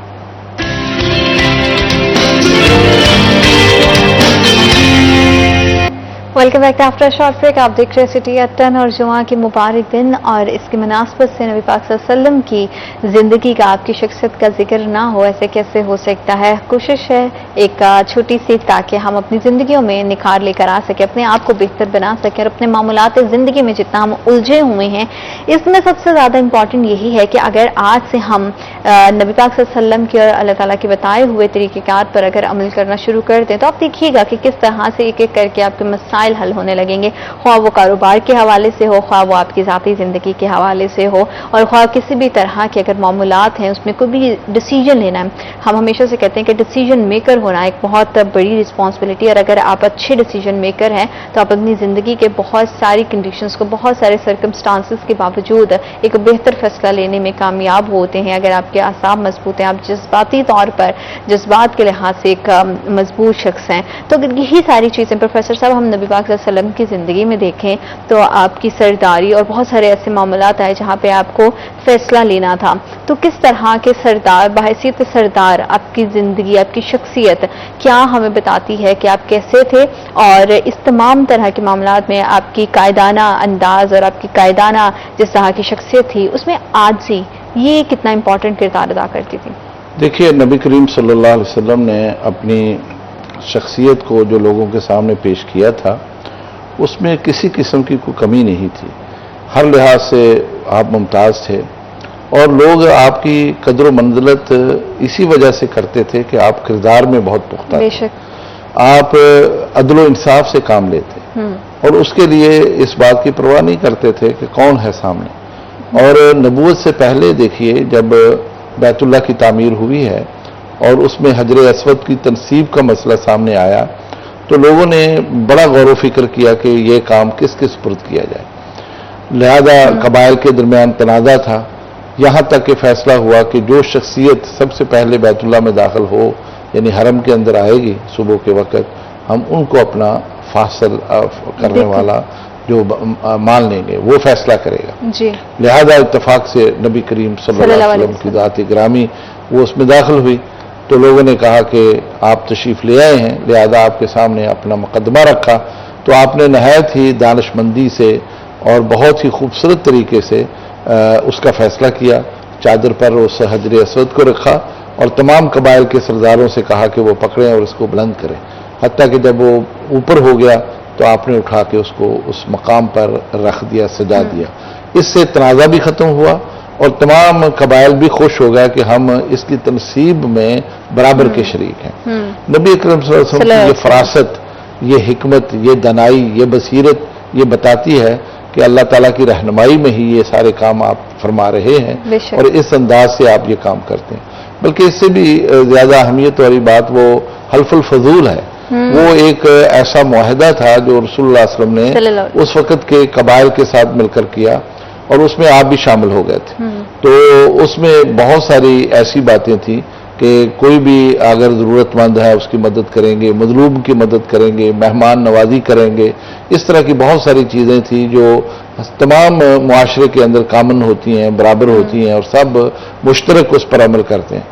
رسول اللہ صلی اللہ علیہ وسلم اس پر عمل کرتے رہے اور اس کے مطابق اپنی زندگی کو چلاتے رہے، حتیٰ کہ نبوت ملنے کے بعد جب آپ ہجرت کر کے چلے گئے تو آپ نے فرمایا تھا آج بھی اگر مجھے کوئی ایسا موقع ملے تو میں اس جیسا معاہدہ کرنے کے لیے تیار ہوں، اس لیے کہ جس میں انسانیت کی بھی خدمت ہے، جس میں لوگوں کی فلاح بھی ہے، لوگوں کی بھلائی بھی ہے، لوگوں کے ساتھ حسن سلوک بھی ہے، لوگوں کے معاملات کو حل کرنے کا ایک طریقہ بھی ہے، تو گویا کہ یہ خدمت خلق کا سب سے بڑا ذریعہ ہے۔ تو رسول اللہ صلی اللہ علیہ وسلم کی ذات اقدس جہاں اللہ کا پیغام لے کے آئے، توحید کا پیغام لائے، وہاں لوگوں کے لیے آپ رہنمائی کا باعث بنے، وہاں آپ انسانیت سازی میں آپ نے بہت بڑا کردار، کیونکہ آپ صلی اللہ علیہ وسلم کی زندگی میں ہمدردی اور رحم دلی بے شمار انداز سے ہم نے دیکھی ہے، تو تمام تر معاملات کیونکہ ہم نے دیکھا ہے کہ بڑے مشکل حالات سے گزرے، بہت سارے کٹھن معاملات ہوئے، تو نبی پاک صلی اللہ علیہ وسلم اپنے معاملات میں عدل کو اور انصاف کو کس طرح سے بیلنس کر پاتے تھے، کیسے اس میں متوازن رکھ پاتے تھے تاکہ انصاف بھی ہو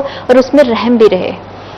دیکھیے یہ تو ایک بڑی واضح بات ہے کہ کچھ چیزیں ایسی ہوتی ہیں کہ جو اللہ کی طرف سے نافذ ہیں، جیسے حدود کا معاملہ ہے، یہ ایسے فیصلے ہیں کہ جس میں کسی کو ترمیم کی گنجائش نہیں ہے، وہ تو اسی طرح سے ہوں گے۔ کچھ چیزیں ایسی ہوتی ہیں جس میں انسان کے اختیار میں ہوتا ہے کہ وہ سزا چھوڑ دے یا سزا دے دے، جسے ہم تعزیر کہہ لیتے ہیں۔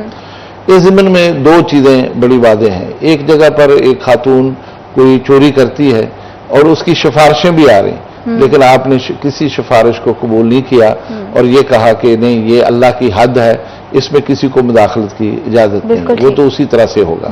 لیکن بعض واقعات ایسے ملتے ہیں جہاں انسان سے غلطی ہوتی ہے لیکن آپ صرف نظر کرتے ہیں۔ مثال کے طور پر آپ مسجد میں تشریف فرما ہے، ایک عرابی آتا ہے، دیہاتی آدمی آتا ہے اور وہ مسجد میں آ کے بیٹھتا ہے، لیکن اسے حاجت ہوتی ہے پیشاب کی، تو وہ بجائے اس کے کہ باہر جنگل میں جائے وہ وہیں بیٹھ کے پیشاب کر دیتا ہے۔ صحابہ کی جماعت اسے ڈانٹتی ہے، روکتی ہے، اسے پریشان کرتی ہے، آپ نے ان سب کو منع کر دیا اور کہا جو یہ کر رہا ہے اسے کرنے دو۔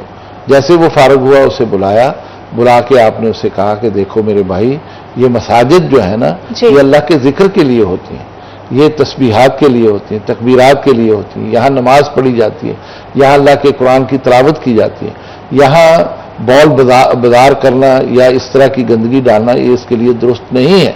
آپ کو ایسا نہیں کرنا چاہیے. آپ نے صحابہ سے کہا پانی لاؤ اور جہاں اس نے پیشاب کیا اس کے اوپر ڈھیل دو. یہاں سے پتہ چلتا ہے کہ کس رحم دلی کے ساتھ آپ نے اس معاملے کو لیا ہے، جبکہ صحابہ یہ سمجھتے تھے کہ اس شخص کو سزا ملنی چاہیے. اسی طرح بہت سارے اور معاملات آتے ہیں. ایک آدمی یعنی صحابہ میں سے ہی تھا، وہ شراب پیتا تھا، اس کو آپ نے سزا دی، جو حد تھی اس پر لاگو کی. پھر اس نے اسی طرح کا کام کیا، پھر آپ نے حد کی، تو صحابہ نے اس کو لعنت ملامت کی. تو آپ نے فرمایا ایسا نہ کہو، اس لیے کہ انہ یحب اللہ و رسولہ، کہ یہ آدمی اللہ اور اس کے رسول سے محبت کرتا ہے، اس لیے اس کو لعنت ملامت نہ کرو.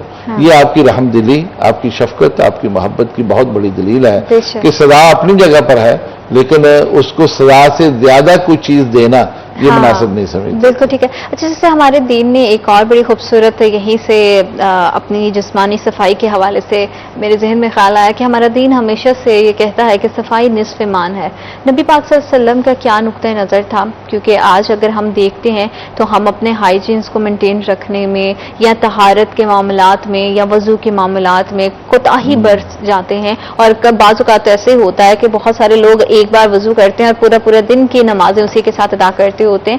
اس حوالے سے دین اور نبی پاک صلی اللہ علیہ وسلم کی کیا تعلیمات ہیں؟ دیکھیں جی، اسلام نے تو انسان کو، ہمیں یعنی مسلمانوں کو زندگی گزارنے کے تمام اصول ضابطے دیے، اور بہت خوبصورت ضابطے ہیں سارے، کہ کس طرح سے ہم نے اپنی زندگی گزارنی.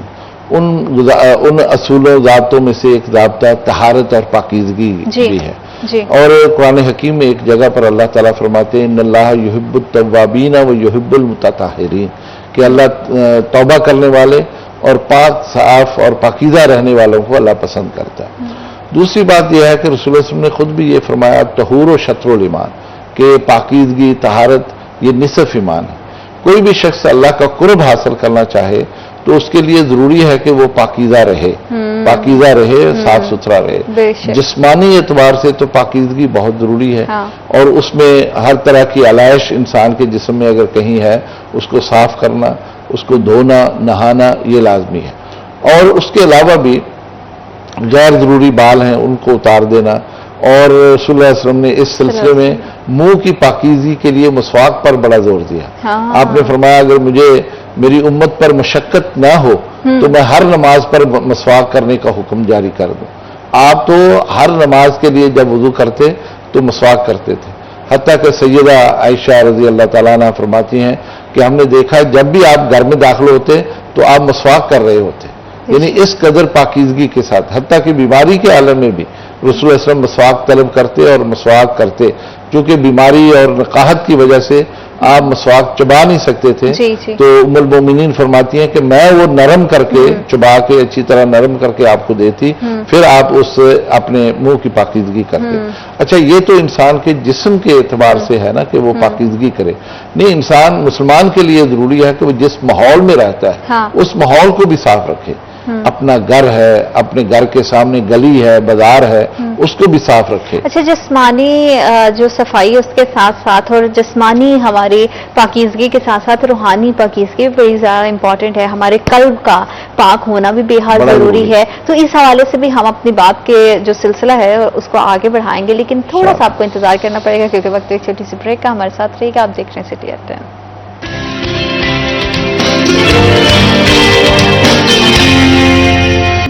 Welcome back after short break. آپ دیکھ رہے ہیں سٹی ایٹ 10 اور صفائی نصف ایمان ہے. اس حوالے سے ہمیشہ سے ہم نے یہ ایک جملہ سنا ہے، لیکن اس کے پیچھے صرف یہ نہیں ہے کہ آپ خود کی صفائی کا خیال رکھیں، اپنے ماحول کو صاف ستھرا رکھنا، اپنے آپ کو روحانی طور پر اس کی پاکیزگی کا خیال رکھنا، اپنے قلب کی پاکیزگی کا خیال رکھنا. بہت سارے فیکٹرز اس میں موجود ہیں. پروفیسر صاحب، صفائی نصف ایمان ہے، اس میں کس لحاظ سے صفائی کا ذکر کیا گیا ہے، پاکیزگی کا ذکر کیا گیا ہے، اور نبی پاک صلی اللہ علیہ وسلم کی زندگی سے ہمیں کس طرح کی مثالیں ملتی ہیں؟ دیکھیں، ایک بات میں عرض کر دوں کہ صفائی اس لیے بھی ضروری ہے کہ آپ کی وجہ سے کسی کو اذیت نہ ہو.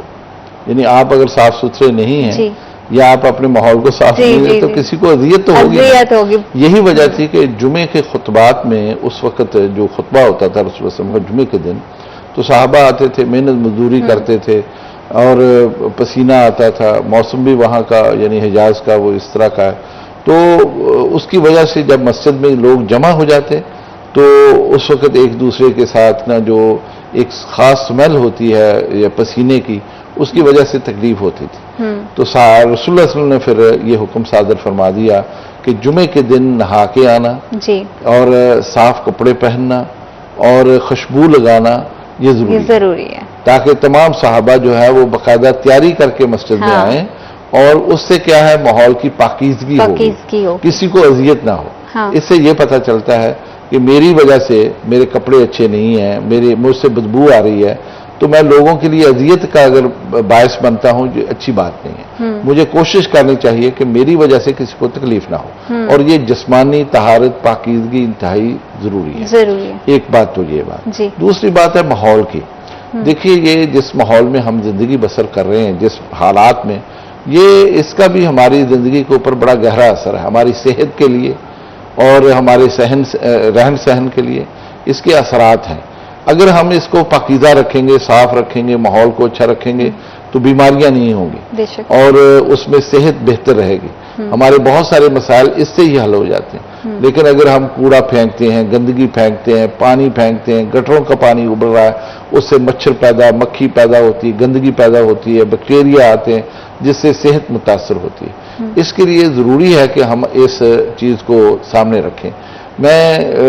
حقیقت یہ ہے کہ ہم بہت سارے لوگ جو سفر کرتے ہیں, مختلف علاقوں کی طرف جاتے ہیں, آپ دیکھیں کہ ہماری جو بڑی سڑکیں ہیں, شاہراہیں ہیں, موٹر وے کے علاوہ جو جی ٹی روڈ ہیں یا کوئی اس طرح کی شاہراہیں ہیں, ان پر آپ سفر کریں, جہاں کہیں انسانی آبادی آئے گی آپ کو وہاں گندگی کے ڈھیر بھی سڑکوں پر نظر آئیں گے, اور وہ سڑکیں ٹوٹی ہوئی بھی نظر آئیں گی. اور اس کی وجہ یہ ہے کہ وہ اپنا استعمال شدہ پانی سڑکوں پر نکال دیتے ہیں. یعنی گھروں کی جو پانی کا نکاسی کا انتظام نہیں کرتے بلکہ اسے کھلا چھوڑ دیتے ہیں, وہ سڑکوں پر بہتا ہے جس سے سڑکیں ٹوٹ پھوٹ کا شکار ہو جاتی ہیں. اور اس میں صرف گزرنے والوں کو تکلیف نہیں ہوتی بلکہ ان کو بھی تکلیف ہے, اس لیے کہ اگر ان کی وہاں دکانیں ہیں تو گاہک نہیں آ سکتا اس لیے کہ پانی کھڑا ہے, اور اس میں گڑھے بنے ہوئے ہیں, کوئی گاڑی گزر نہیں سکتی, اور اگر وہ گزرتی ہے تو چھینٹے پڑتے ہیں.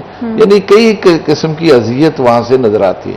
تو اس لیے ایسا ماحول ہمیں بنانا چاہیے جو پاکیزہ ہو, صاف ہو اور صاف ستھرا ہو, اور دل کرے کہ اس ماحول میں انسان رہے. اور سب سے بڑی بات میں یہاں یہ کہنا چاہتا ہوں کہ یہ میری اور سب کی وہ ذمہ داری, جتنے بھی سننے والے دیکھنے والے سب کی ذمہ داری, کہ ہم آئندہ آنے والی نسلوں کے لیے کس طرح کا کلچر چھوڑ کے جانا چاہتے ہیں. ہمارے بچے جو آئندہ جوان ہوں گے وہ کس طرح کے ماحول میں رہیں گے. اگر ہم ان کو یہ ماحول دیں گے وہ تو اس سے بھی زیادہ گندگی کے ماحول میں رہنے کے عادی ہو جائیں گے. اس لیے یہ تو بہت عذاب کی بات ہے, اس سے ہمیں چھٹکارا حاصل کرنے کی ضرورت ہے. ہمیں ایسا ماحول بنانا چاہیے, اور اس کا آغاز ویسے اسکولوں سے بھی ہو. اسکول ہمارے جو خاص طور پر سرکاری اسکول ہیں ان کا صاف ستھرا ہونا, ان کا ماحول پاکیزہ ہونا, اس سے کیا ہوگا جو بچے پرائمری میں مڈل میں پڑھتے ہیں یہی تربیت کی زندگی ہے, کم از کم وہ صفائی ستھرائی کے ماحول کو اپنا لے اور پھر وہ باہر آ کے بھی اس کا اہتمام کرے. الحمدللہ بہت سارے گھر ہم نے دیکھے ہیں کہ وہاں کے ماحول میں بڑی صفائی ہوتی ہے, گھر صاف ہوتا ہے, لیکن ہم گھر دھو کے سارا پانی جو ہے نا وہ گلی میں نکال دیتے ہیں. یہ آپ نے بھی دیکھا ہوگا کہ اس طرح کا منظر ہوتا ہے کہ لوگ اپنا گھر تو صاف رکھتے ہیں, اس کو دھو لیتے ہیں, لیکن وہ سارا پانی بجائے اس کے کہ کسی اس کا کوئی اور طریقے سے اس کو نکالیں, وہ دروازے سے باہر نکال دیتے ہیں. نتیجہ یہ ہے گلی میں پانی کھڑا ہوتا ہے, گزرنے والوں کے لیے بھی تکلیف ہے, گاڑی گزرتی ہے تو چھینٹے پڑتے ہیں. یہ نہیں ہونا چاہیے.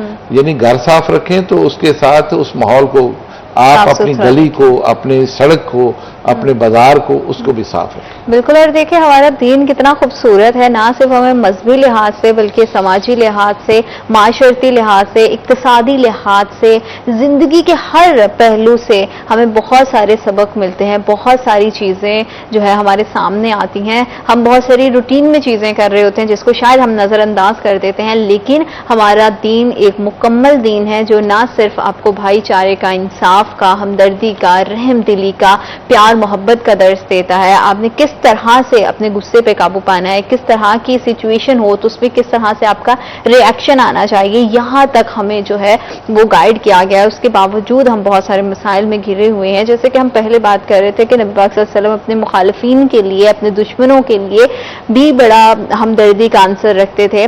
آج کے دور میں ہمارے لیے برداشت کرنا کسی بھی چیز کو بڑا مشکل ہو گیا ہے, اور اگر کوئی ہمارے ساتھ کچھ تھوڑی بہت کچھ غلط کر دے تو اس کو معاف کرنا تو ہمارے لیے اس سے بھی زیادہ مشکل ہو گیا. اگر کسی کے ساتھ کوئی کانفلکٹ آ گیا ہے تو کسی بھی طرح کے تنازعات کی صورت میں معافی کتنی زیادہ اہم ہے, اور اس میں نبی پاک صلی اللہ علیہ وسلم کا کیا نقطہ نظر ہے؟ کوئی شک نہیں ہے, رسول اللہ صلی اللہ علیہ وسلم رحمت للعالمین ہیں.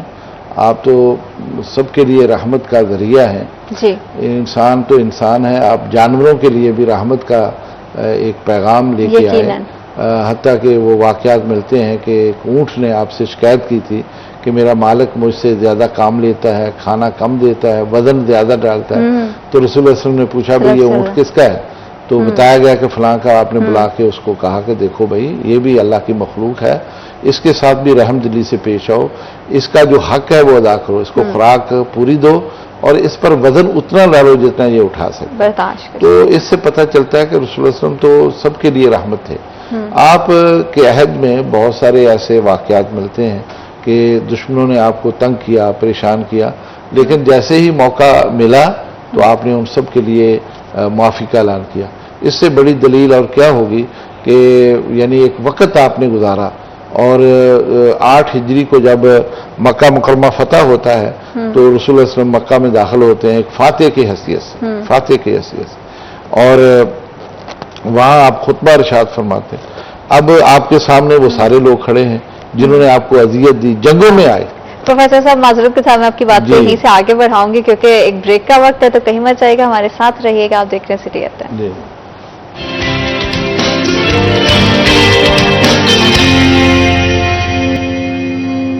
تو ہم دیکھنے والوں کو ویلکم کرتے ہیں اور گفتگو کے سلسلے کو آگے بڑھائیں گے کہ کس طرح سے فتح مکہ کے موقع پر آپ صلی اللہ علیہ وسلم نے کیا خطبہ دیا اور کس طرح سے معافی کی ایک بے مثال جو شاندار مثال ہے اسے قائم کیا. جی میں عرض کر رہا تھا کہ اصل میں نبی کریم صلی اللہ علیہ وسلم بہت ہی وسعت قلبی سے کام آپ نے لیا.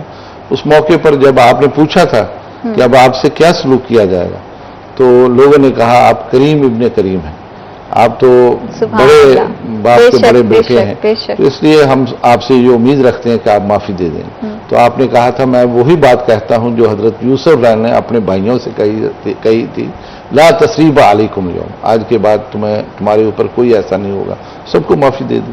لیکن اس موقع پر ایسا ہوا کہ اکرمہ بن ابی جہل, ابو جہل کے بیٹے تھے یہ اکرمہ, اس کے لیے تو حکم تھا کہ اس کو جہاں بھی ملے قتل کر دو, اس کے لیے معافی نہیں تھی. تو یہ یہاں سے پھر بھاگ گیا تھا, یعنی مکہ سے بھاگ کے یمن چلا گیا. ان کی اہلیہ مسلمان ہو گئی اور پھر وہ رسول اللہ صلی اللہ علیہ وسلم کے ساتھ ہی مدینہ منورہ بھی چلی گئی. تو وہیں پھر وہ ملاقات بھی ہوتی رہی اور رسول اللہ صلی اللہ علیہ وسلم سے انہوں نے درخواست کی کہ اکرمہ کا پیغام ملا ہے, وہ اپنے کیے پر بڑا شرمندہ ہے اور وہ آپ سے معافی چاہتا ہے, تو آپ اس کو معافی دے دیں اور وہ مسلمان ہو جائے گا. تو رسول اللہ صلی اللہ علیہ وسلم نے کہا ٹھیک ہے ہم معاف کر دیتے ہیں, مسلمان ہو جائے. فرمایا وہ اگر آئے گا تو رستے میں اگر وہ دیکھیں گے صحابہ تو ہو سکتا ہے اس کو قتل کر دیں, تو اس لیے آپ کو نشانی دے دیں تاکہ میں اس کو بھیج دوں. وہ نشانی اگر اس کے پاس ہوگی تو پھر وہ بتائے گا کہ دیکھو جی مجھے رسول اللہ صلی اللہ علیہ وسلم نے معافی دے دی ہے, اس لیے یہ نشانی ہے. تو آپ نے پھر اپنی چادر مبارک دی, وہ پھر بھیجی گئی, وہ لے کے وہ واپس مدینہ آئے اور رستے میں صحابہ ملے تو انہوں نے کہا کہ دیکھو مجھے تو معافی مل گئی اور یہ نشانی ہے. اس نشانی کو دیکھ کر لوگ چھوڑ دیتے تھے. انہوں نے آ کر رسول اللہ علیہ وسلم کے ہاتھ پر بیعت کی, مسلمان ہوئے اور پھر ایسے مسلمان ہوئے کہ رسول اللہ علیہ وسلم کے خادم بنے اور دین کے مجاہد بنے. یہی اکرمہ بعد میں پھر جنگ یرموک میں جب شام فتح ہوا تو اس جنگ کے اندر پھر اللہ تعالیٰ نے ان کو شہادت سے نوازا ہے.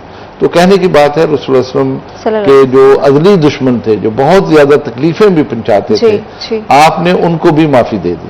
آج کے ماحول میں اگر ہم بات کریں تو سچی بات ہے کہ ہمارے درمیان اس قدر غصہ, اس قدر ایک دوسرے خلاف نفرت اور اس قدر ایک دوسرے کے خلاف ہم جو ہے تشدد کا ذہن رکھتے ہیں کہ معمولی رنجش پر بھی ہم قتل کرنا गाली गलोच करना, मारना, पीटना, नुकसान पहुंचाना, इससे बाज नहीं आता। बहुत आम और इसका मजहर हम सड़कों पर भी देते हैं कि मामूली बात पर लोग एक दूसरे के साथ झगड़ रहे होते हैं। सब्र, तहम्मुल, बर्दाश्त, ये मादा खत्म होकर रह गया। जबकि ये इस्लाम की बहुत बड़ी खूबी थी कि एक मुसलमान के दिल में दूसरों के लिए रहम का जज्बा हो, माफी देने का जज्बा हो। देखिए, मैं एक बात कहा करता हूं कि इंतकाम लेना ये कोई किसी को ये इससे आप अपना दिल ठंडा नहीं कर सकते, क्योंकि इंतकाम आप कितना ले सकते हैं। किसी को मारेंगे, किसी को किस तरह करेंगे, हत्ता कि किसी को कत्ल भी कर दें, तब भी हो सकता है आपका दिल ठंडा ना हो। लेकिन माफी देने से आपका दिल मुतमिन हो सकता है। आप माफी दे देंगे, किसी को छोड़ देंगे, तो ये एक गोया कि आपने माफ कर दिया और उससे आपका दिल भी मुतमिन हो गया। और वो आदमी जिसको आपने माफी दे दी है, वो हमेशा के लिए आपका दोस्त बनता है, हमेशा के लिए आपके साथ वो मोहब्बत का, इज्जत का एक ताल्लुक आपके साथ कायम करता है। तो इसलिए तमाम सुनने वालों को मैं ये अर्ज करूंगा कि अपने अंदर, घरों के अंदर और अपनी फैमिली के अंदर, अपने खानदान के अंदर इस चीज को फरोग दें कि हमें जो है ना एक दूसरे को माफ करने का जज्बा जो है ना हमारे अंदर होना चाहिए, और किसी किस्म की भी इस तरह की पॉलिसी हमें इख्तियार नहीं करनी चाहिए। पाकिस्तान इस वक्त जिन हालात से गुजर रहा है, ये इस बात का मुतहम्मल नहीं हो सकता।